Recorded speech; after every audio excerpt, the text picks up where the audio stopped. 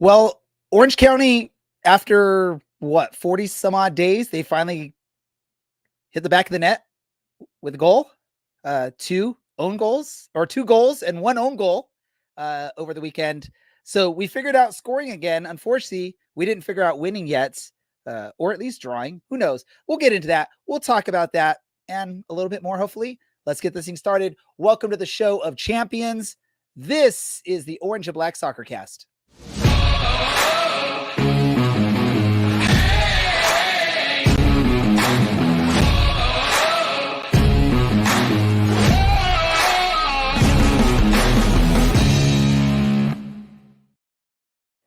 How's it going, Orange County? Welcome to another episode of the Orange and Black Soccercast, the first and only show dedicated to Orange County Soccer Club, its fans, and supporters. I'm your host, Ray Zamora, and I'm going to take you through this journey as we discuss all things Orange County Soccer Club.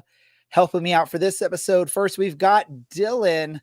Dylan, how does it feel to at least see Orange County score over the weekend?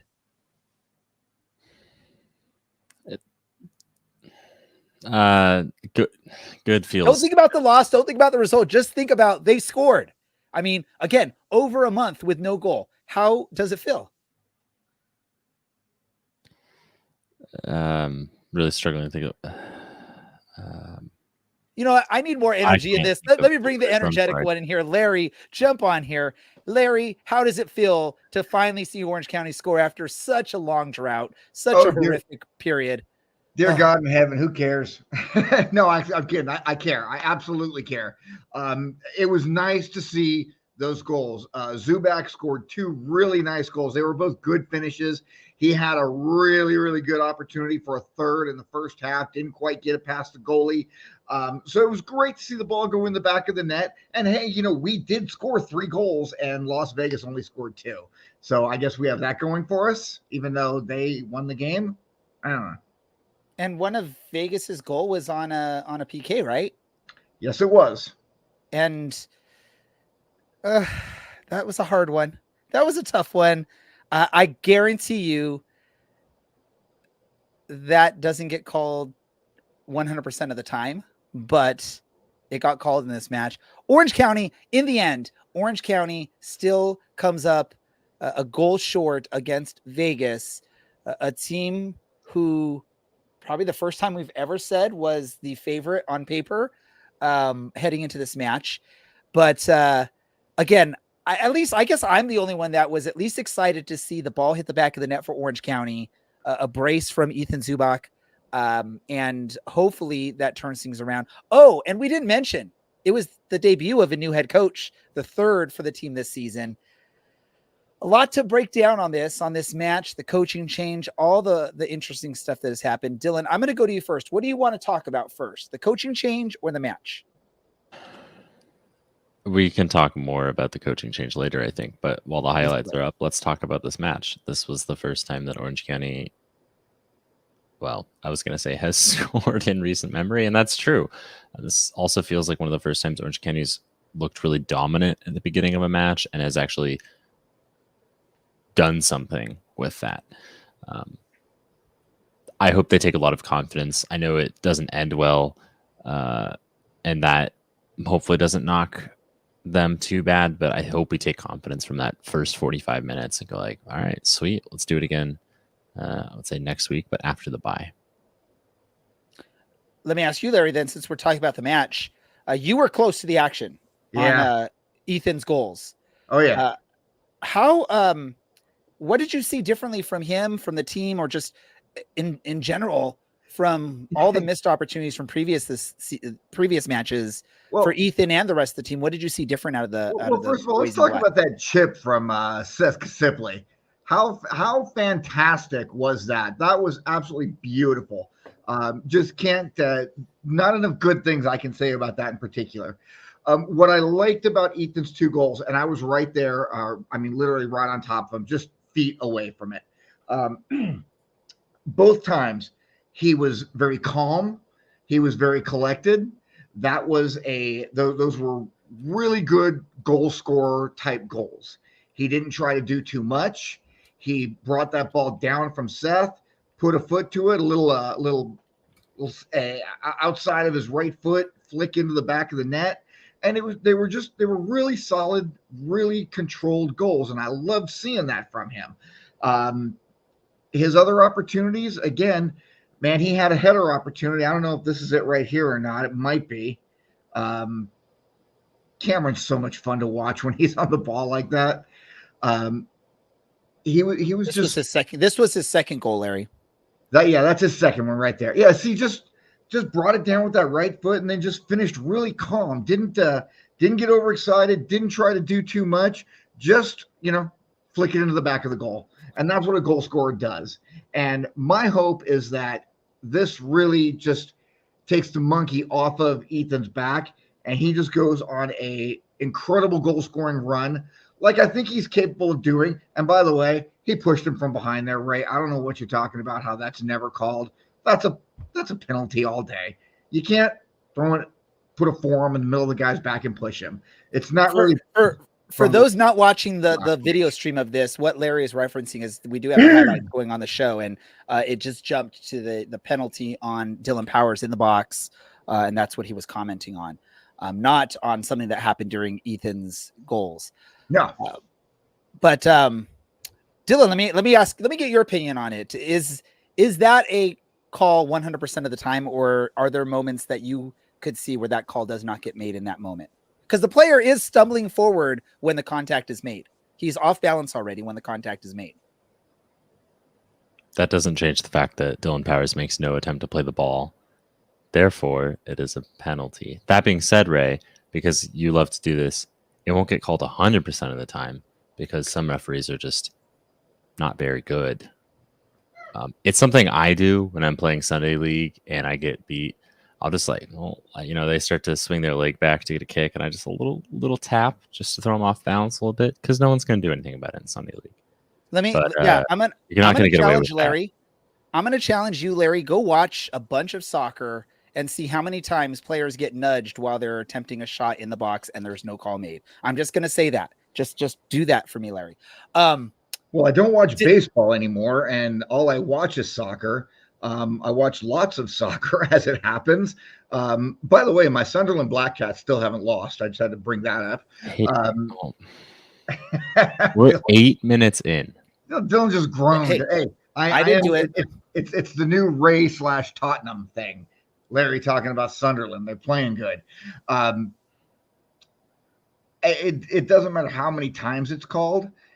It's a penalty. It's a penalty. Unless it's Dylan's Sunday League, then it's not a penalty. You just give him that little shove. No big deal. In a professional game, and at that point, it's a penalty. We could agree to disagree because I've seen numerous times where if a player's already off balance, the call's not going to get made, even if it's in the box. But that's, again, we're not going to agree on this. I don't think I'm going to change your minds. You're not going to change mine on this. That's where we are. Dylan, you're unmuting because I figure you want to make one last comment on this, though. Go for it, Dylan.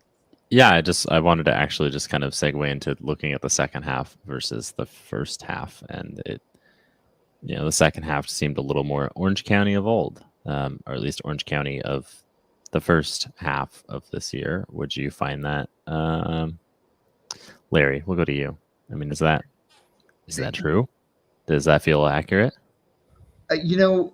Being down there pitch side, I only got to see portions of the second half on the replay. I didn't get the opportunity today or yesterday to watch the entirety of the second half. It seemed to me that things got a little bit sloppy in the second half, especially after they scored that first goal and then after they got the second goal to tie it up. We weren't crisp with the ball. Again, gave it away. And even on that last goal when they scored, down there, we're down the right side of the pitch. I think it's coming up right here. I mean, we just that pass. I don't even know who made that pass, but it was not a good pass. It was slow. It was a little bit lazy, and it made it very easy for Las Vegas to step right in and just take that ball away, and then go down and get a shot on goal that bounces off our player, and all of a sudden they're up 3-2, and we're trying to figure out what the hell just happened again. Go ahead, Dylan. Ray, just go for it, bud. No, I was gonna ask. I'll get to my biggest gripe with the second half there and sort of tactical gripe here. But let me ask you this, Dylan, because we saw the return of plenty of players that have been MIA for Orange County for a long stretch of time. Thomas Among made his way back into the lineup. We saw Kevin Partita make his way back into the lineup. How exciting was that to see? And then how much of an impact do you think that had in that second half when we started subbing in these players that have gone long stretches without much playing time? Did that maybe play a factor into the final result in your mind? Probably does. Those are players that need to get minutes. I think part of the bigger thing is we've just been on this skid, and you need things to just be fresh. And that's no disrespect to the guys that have been playing through this skid, but hey, if a Thomas Among can come in, that means Ethan Zubak doesn't have to play. Now, that being said, Ethan Zubak obviously scored a brace, had a chance for another on the weekend, so he probably deserves to start again. But he's also played a lot of minutes over the last 2 months, and up until last week was going through a bit of a drought. So, I think as much as we want to blame it on maybe new players coming in and players who are match fit coming in, we got a new coach like 4 days before this. So there's a slightly different style of play. And you can see that it seems like at 2-2, we were trying to, and late on in the game, Jameson's tired. It seems like a situation where you try and slow the game down a little bit instead of playing it up the wings and trying to cross it how we did at the beginning. That worked really well. But Las Vegas adjusted to that really well, and we had nothing to offer going for it. Makes sense to try and hold on to the ball there and salvage at least a result. One bad pass, it happens. Oh, well, I bet Owen Lamb doesn't make that pass next week. 2 weeks from now. Whatever, week and a half. It's still going to take a little bit of time now because we have this weird adjustment phase of, there's a new coach, and now we're doing something different for the third time this season. We're not that far out of a playoff spot, even if this is the first time that we've dropped out of a playoff spot this season. The hard part with this game, and we've talked about this past, and the beautiful part of this game is one mistake or one thing goes right and it changes the whole result of the game. Dylan brought up the tactical adjustments there in the second half, and here's my biggest gripe with what happened there in the second half with bringing in the subs that we brought in. Basically, right before that winner for Las Vegas, we basically go to one attacker, a bunch of midfielders and defenders. There's not really any secondary attacking option. There's no attacking options, true winger attacking options. So when we do give up that third goal to Vegas, I'm looking at it as like, there's nothing we're going to be able to do to try and salvage a result here and get a point because we don't have any attacking options except for Thomas Among on the pitch. And we had made our 5 substitutions at that point. I understand what you're saying, Dylan, is it looked like we're trying to salvage 1 point in there. We hoped we could get 3. They came back, equalized. Now let's just hold off and get the point. But I feel like you need to leave yourself something in case tragedy strikes, which it did, to be able to at least have a hope of getting something back. And I think with what we had tactically, because we only had Thomas Among and a bunch of midfielders, like center midfielders, not really wingers or attacking midfielders, it was pretty much the end of the match. Do you agree with me on that, Larry, or am I being a little bit too harsh? No, I don't think you're wrong there at all. You could, again, being right there pitch side, I could see it. Ethan was gassed by probably the 75th minute. The guy had nothing left, and I give him all the credit in the world and just mad respect for still just emptying the tank, and you could see it. You could see it when he walked off the side of the pitch. We sometimes make jokes about mouth breathers. When Ethan's out there, he's a mouth breather, but not in the bad way. It's the good way. But when you don't have any other scorers who are on the bench, what do you go to? We can't expect that Kevin Partita is going to come in after being out for 3 months and put a goal in the back of the net coming in the 82nd minute. We can pray and hope that Tomas can do that because he is a natural goal scorer. That is his job. That's what he does.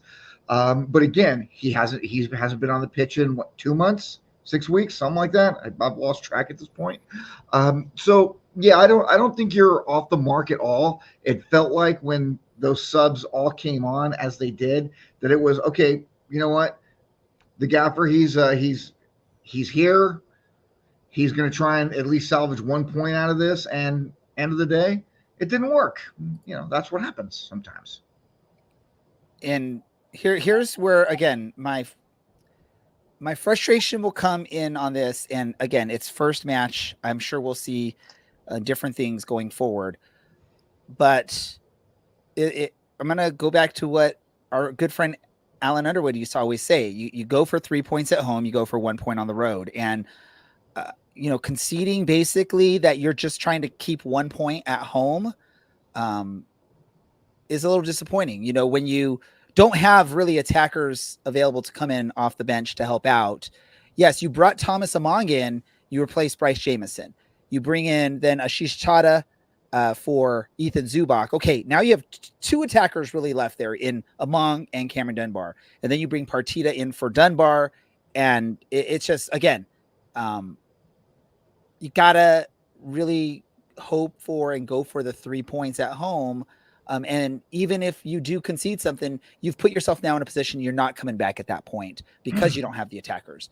So that's my biggest problem with it. Again, first coaching, first game at the helm for our coach. He's only been there for a few weeks now, or a couple weeks now, as an assistant. And yeah, Ray, let me go back for a second. Let me ask you a question. The team not, and Dylan, you can answer this question too. The team not having any other goal scorers that they can bring in other than one guy who hasn't been on the pitch since June 29th. Okay. Does that fall on the shoulders of the front office?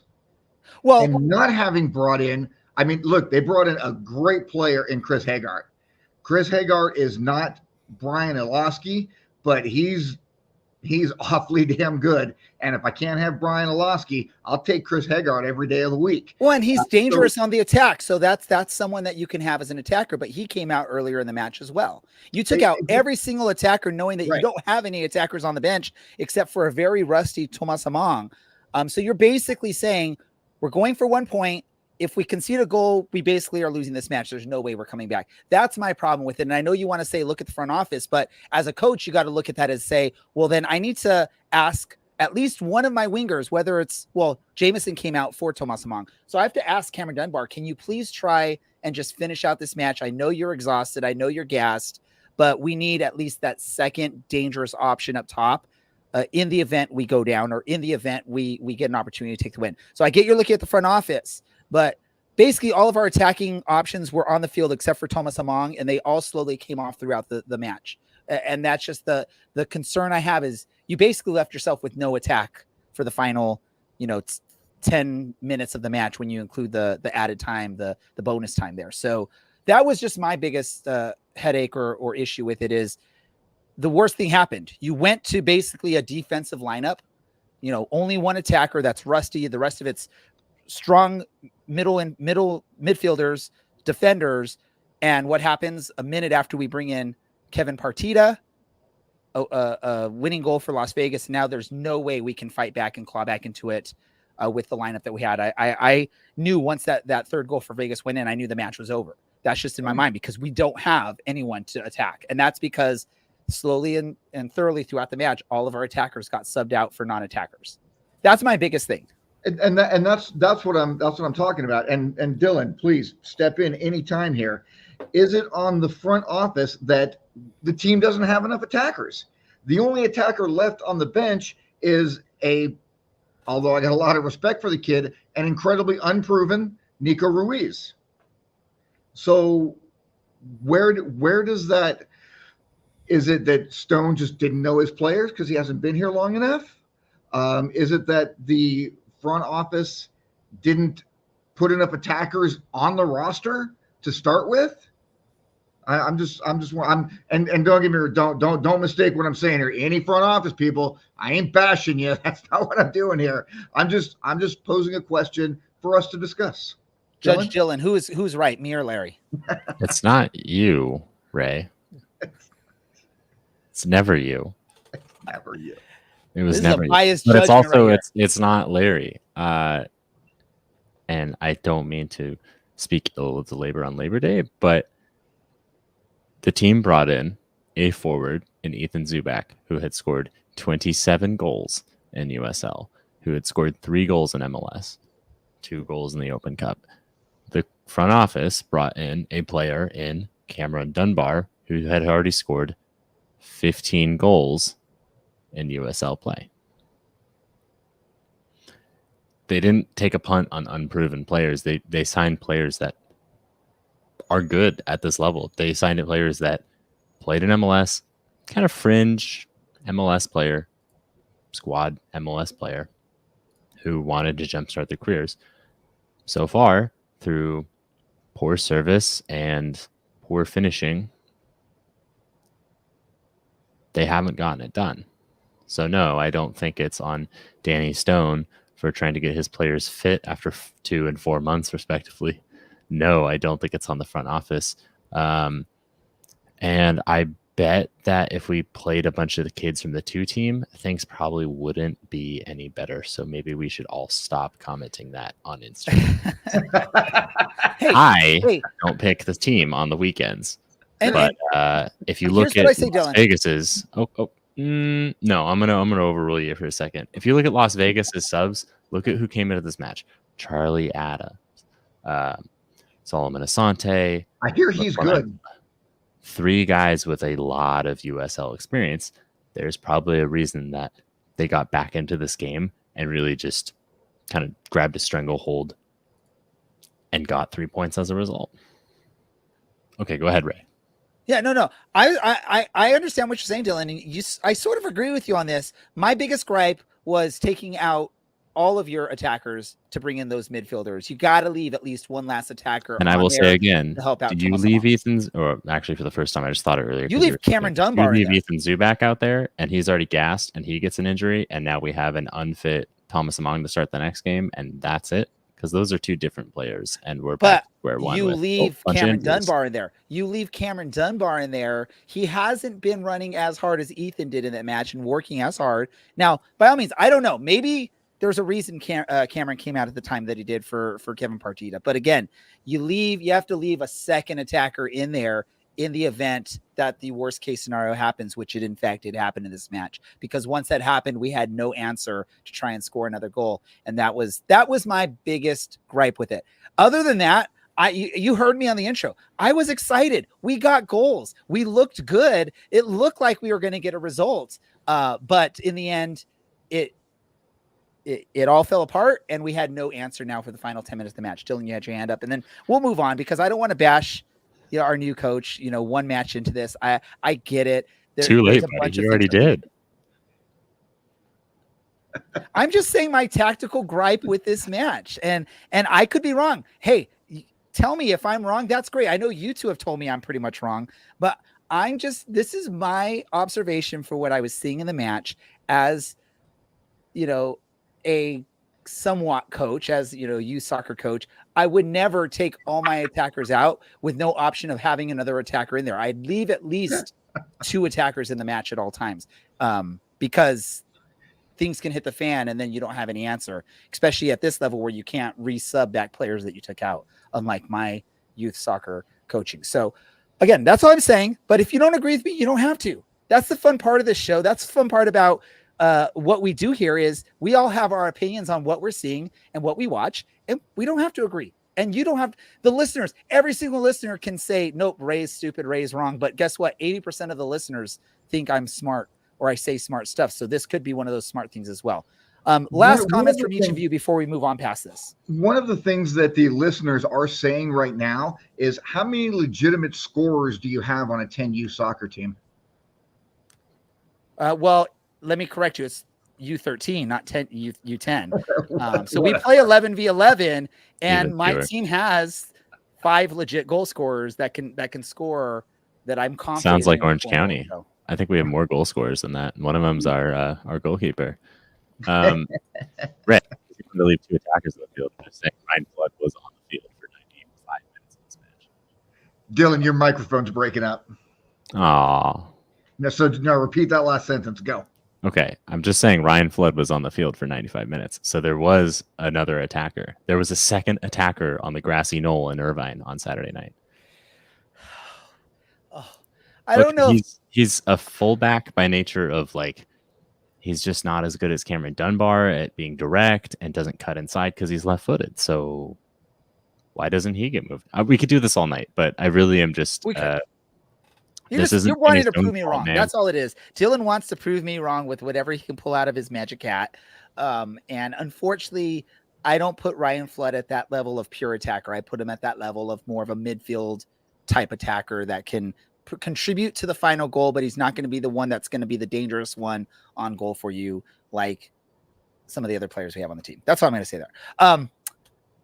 Let's talk about this. Hey, guess what, fans? You're going to at least go through this weekend without experiencing a loss because Orange County doesn't play this weekend. Thus, that's the reason we had this extended conversation about the Vegas match and about tactics, I guess. Let me ask you all this. And I know we're past the sort of rivalry because both teams have not sort of been good together that well. But how does it feel to have a Phoenix manager at the helm of Orange County? Dylan, I'll go to you first. Well, he's not employed by Phoenix, so I don't understand your question. Okay, a former Phoenix manager at the helm. What about you, Larry? How does it feel?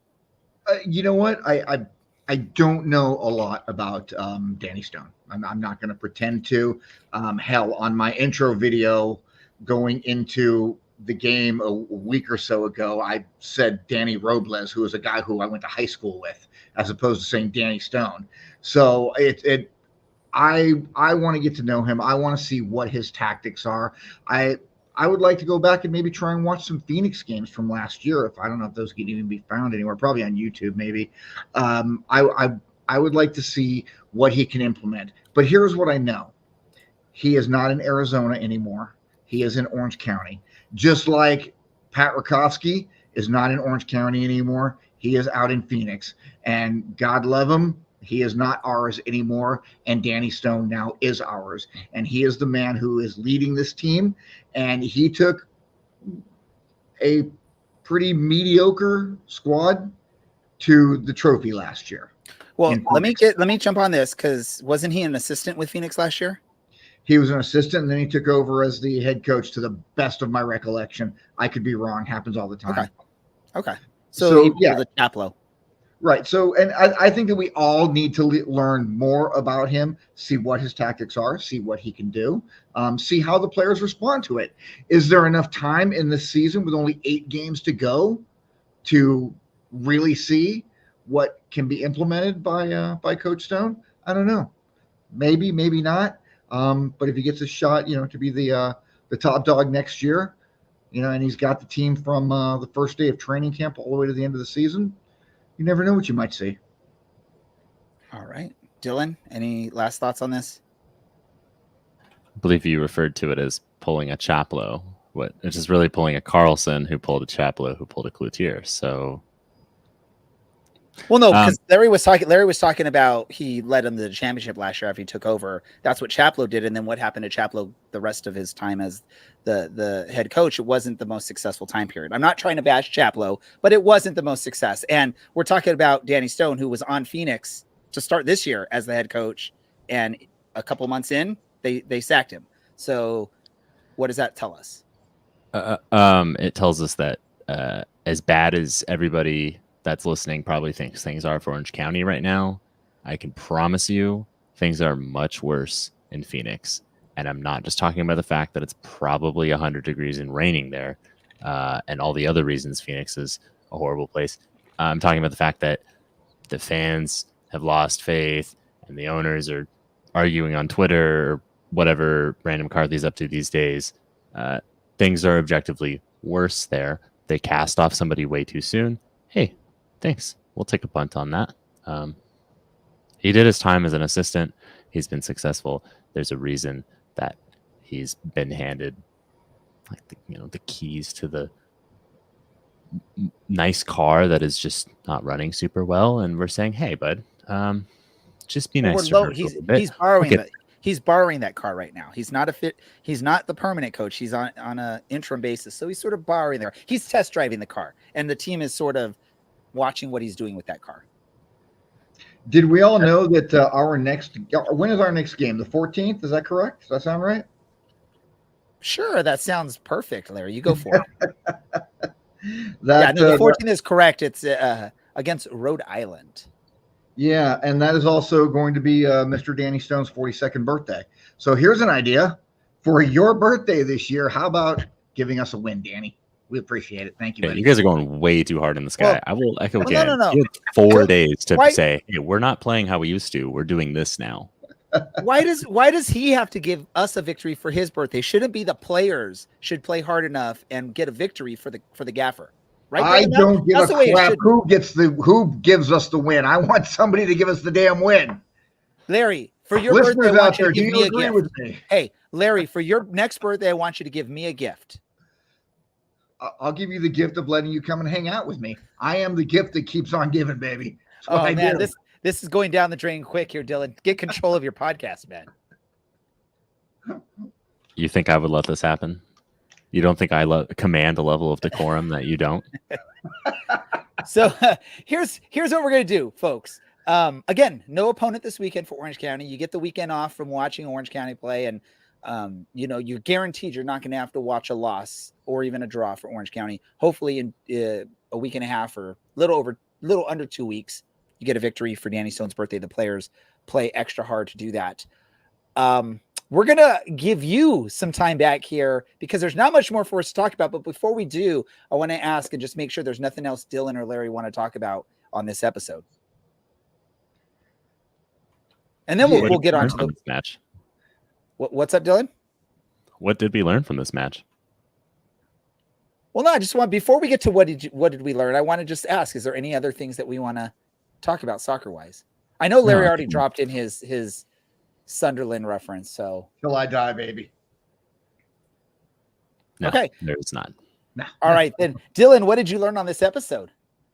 That even in a massive skid, Orange County figured out a game plan against a team and executed it quite well and actually scored first, which has been a rare occurrence for Orange County. Larry, what about you? What did you learn this episode? I learned that even in the most miserable of times, when you're following a team that you love, you can still get 3 podcast guys who can get together and make an interesting conversation for 35 minutes. Well, it would have helped if we had our heel, the masked heel in Brad here to sort of be villainous on this, but he wasn't here. No worries. We still made this work. What did I learn this episode? I learned that in Larry's world, the birthday person is the one that gives the gift to everyone else. So again, when Larry's birthday comes up, folks, feel free to message him on social media or at the game and say, hey, I want a gift, Larry, and he should give it to you because he expects the birthday person to provide the gift. That's what I learned in this episode, and you can't fight that back, Larry, because we can roll the tape back if we had to. I'm not going to fight it, but what I am going to say is that right up until she passed away, I used to send my mother flowers on my birthday every single year because thank you, Mom, for having me. Gotcha, baby. What you going to do now? She did all the hard work, but you just validated my what I learned. So thank you. Exactly. Hey, we actually, to bring things back on track, maybe you missed. Yeah, that's a good point. Maybe you missed this match and you're wondering, why are these 3 morons yelling at each other on the internet? I often ask myself that question too, but you can actually get caught up on this match a little bit better than the recap from the USL by visiting our website and reading what DK had to write about this match. That is orangeandblacksoccercast.com, or more easily, OCSCpodcast.com. And in case you aren't good at typing in links, you can find us on social media at OCSC_soccercast, just about everywhere. Instagram's the big one. Twitter, is this still a thing? Did they go under yet? I've been under a rock. I don't know what. I think Ray's gone straight edge on us. It's called which X. explains Dylan. his It's called attitude. X. Oh, I'm sorry. But of course, yeah, we do a decent job of getting written content out there and getting content out there on social media as well. So if you miss something, you can catch up and you can support us at the same time. And the guys who are doing the writing are doing an absolutely amazing job. DK, who I'm still going to call Keith. I don't care what everybody else does. Keith and Nathan are just they kill it week after week. Dylan steps in and puts some stuff out there as well. The writing stuff is almost as entertaining as the actual podcast. But it's a lot more educational. It's a lot more educational. It's a lot better. It's way more educational. There's no question there. But yeah, so if you guys out there listening are not looking at the written content that's being put out there by the team, do so. You're missing out. Hey, and I want to say, because Dylan was giving out like the different ways you can find us. If you don't want to type as many letters as Dylan was mentioning, you can also just go type ocsepod.com to find us too. So that's even less letters for you. That's 7 letters inside the address there. And we know that link works, or that works, because I believe someone has found us by searching for OCSE pod in the past. If I'm correct, we got a group email regarding the driving of one of our hosts. You could say it's you, buddy. Yeah, that was your driving abilities. Hey, it's Labor Day, and your beloved, this is maybe the point I'm trying to make, your beloved Orange and Black Soccercast people are laboring, if what you can call the last 40 minutes was laboring. Mostly a serious comment. Shout out to the USL Players Association on what they've managed to get done for players in the last couple of years. And yeah, happy Labor Day to you. Shout out to the massive labor struggle that got us to weekends and 8-hour workdays and your kids going to school instead of dying in mines. All right. Well, that's going to wrap things up. We're going to give you about 20 minutes back of your time that we normally give you on this podcast, or take away from on this podcast. So for my co-host Dylan, Larry, producer Andy, thank you for listening. All of you that were listening live or that listen in podcast form, thank you for participating in this. This is the Orange and Black Soccercast. We are out.